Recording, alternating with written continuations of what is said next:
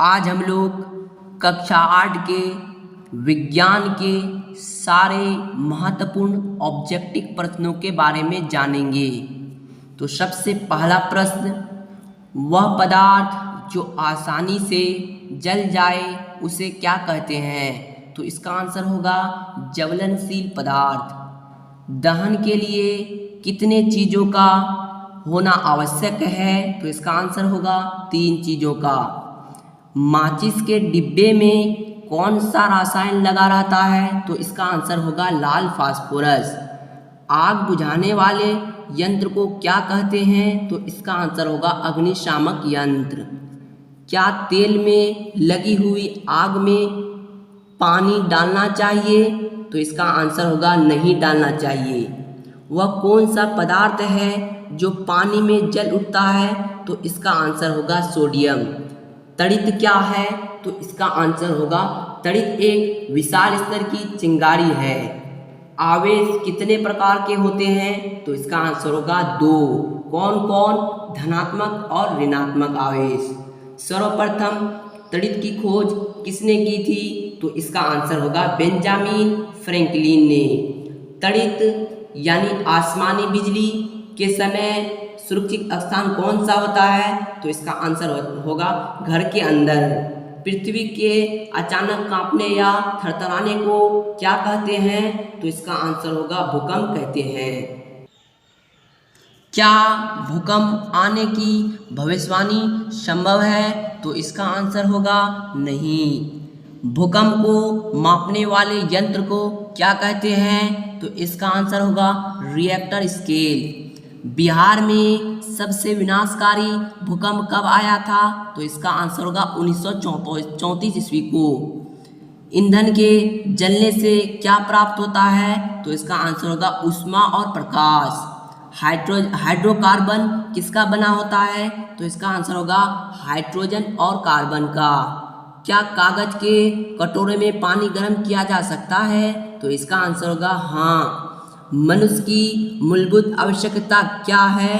तो इसका आंसर होगा रोटी, कपड़ा और मकान। भारत एक कैसा देश है?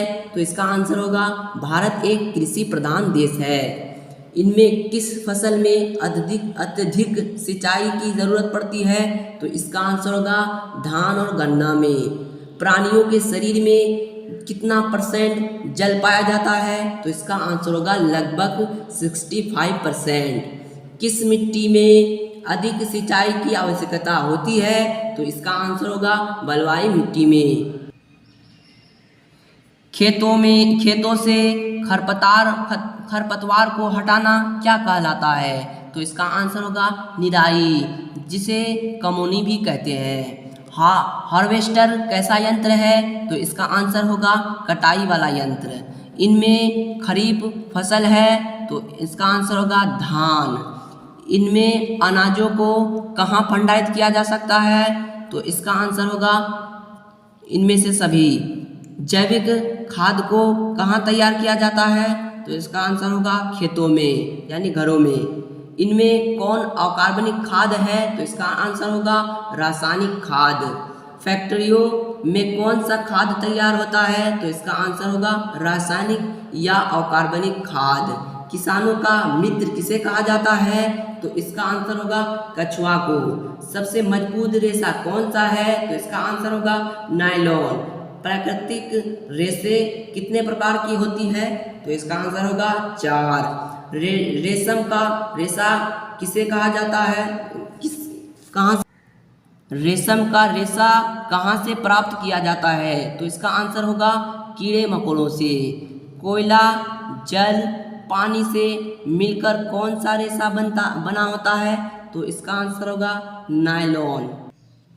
सूती वस्त्र के जलने से कैसी गंध निकलती है? तो इसका आंसर होगा कागज के जलने समान। वाष्प ईंधन का आविष्कार किसने किया था? तो इसका आंसर होगा जेम्स वाट ने। दुनिया में सबसे अधिक पटसन की खेती कहाँ होती है? तो इसका आंसर होगा भारत में। बिहार में सर्वाधिक पटसन की खेती किस जिला में होती है? तो इसका आंसर होगा पूर्णिया जिला में। बल का SI मात्रक क्या होता है? तो इसका आंसर होगा न्यूटन। फल का टूट कर जमीन पर गिरना कौन सा बल है? तो इसका आंसर होगा गुरुत्वाकर्षण बल। मांसपेशियों द्वारा लगाए गए बल को क्या कहते हैं? तो इसका आंसर होगा पेशीय बल। बल द्वारा गाड़ी को खींचना, बैल द्वारा गाड़ी को खींचना कैसा बल का उदाहरण है? तो इसका आंसर होगा पेशीय बल। जिस राशि में दिशा एवं परिणाम दोनों हो उसे क्या कहते हैं? तो इसका आंसर होगा सदिश राशि। घर्षण बल हमारे लिए है लाभदायक, ऑप्शन ए, ऑप्शन बी हानिकारक, ऑप्शन सी दोनों। तो इसका आंसर होगा दोनों, यानी ऑप्शन सी में है। चिकनी सतह पर घर्षण का मान क्या होता है? तो इसका आंसर होगा बहुत ही कम।